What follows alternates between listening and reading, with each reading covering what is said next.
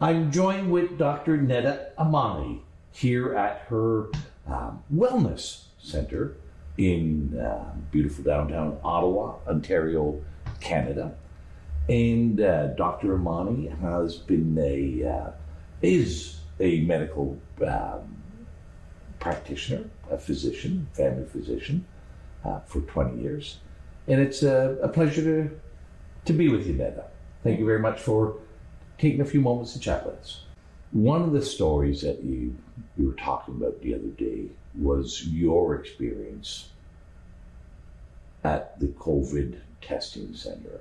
And this was, to me, it was one of the most profound and powerful stories because it talked about something that I think all parents should understand, all grandparents should understand, all teachers should understand. I think everybody should understand what is happening and what are the impacts that are happening to our children. And when I say that, I say to our children, it also means to our future when we talk about our children. So maybe if you just relay a little bit of that story, Dr. Amani.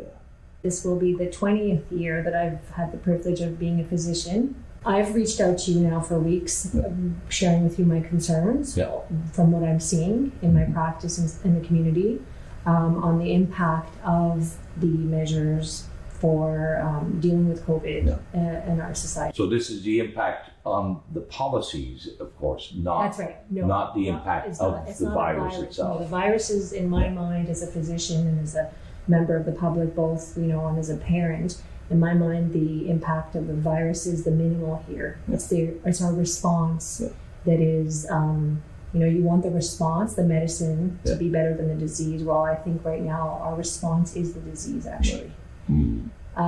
So I called you the other day because, and I've called you numerous times because this incident really left me shaken and really disturbed as a physician, but also as a mother.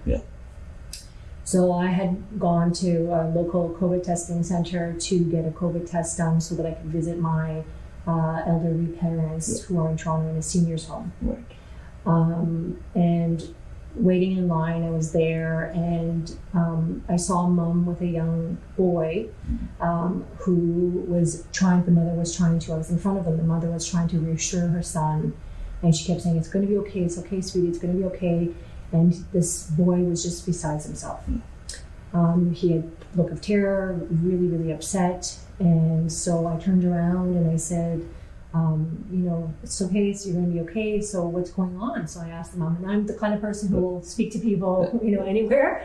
If I can make people happier, more calmer, wherever I am, I try to do it. So the mother basically said to me, well, he's okay, he's well. And the boy, other than the fact that he was in terror, looked fine. And she said, but we're here because he just had the sniffles. And so I told the school, and they said, well, you need to call your doctor. And I called the doctor, and the doctor said, just to be safe, you need to go and get a COVID test. And for him to come back to school, or he would have to quarantine for 2 weeks. So here's the interesting thing when you say that story, Dr. Amani. We're telling that young child that there is a danger, a significant danger every day in their lives.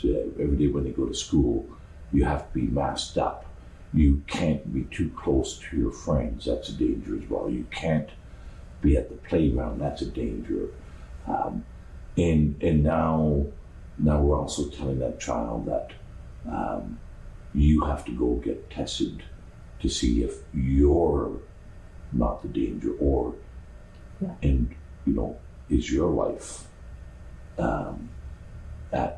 in peril and this was because sniffles. And his questions around, what's this test going to be? How am I going to do?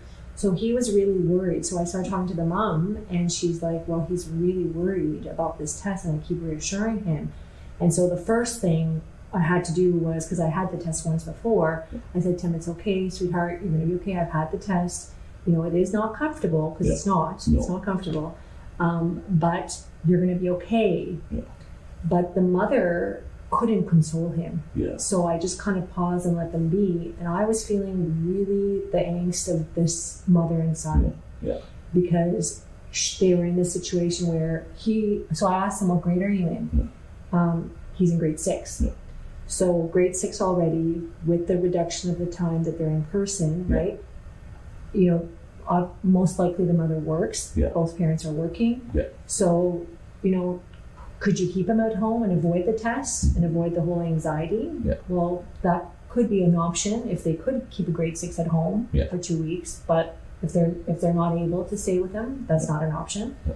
And then now to mandate him to go and have a test done when he's not sick, he's not unwell, he's not a risk. We know that in children, it's negligible risk of getting sick or dying. We know that it's less than the flu even.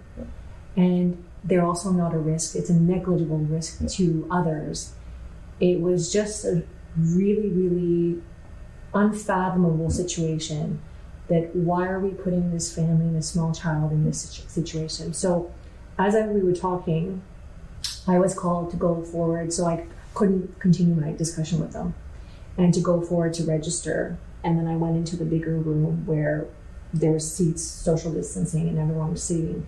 And now I saw not just this one mother and son, but a number of families with children even younger than this little boy. Right. So kids who were 3, 4, 5, masked, in fear. The parents were in fear. Some couples, you know, families, some with 2 children, and sitting there waiting for their tests to be done. Yeah.